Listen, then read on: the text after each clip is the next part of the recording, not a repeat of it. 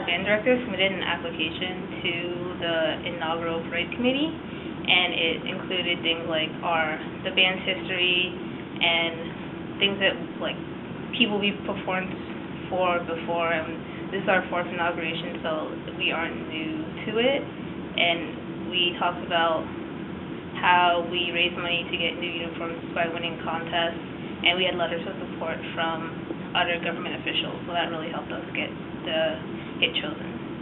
Favorite part is definitely performing right in front of the review stand where President Obama was and the first family and all the very important people were there. And I got to be on TV, so I think that was pretty cool too.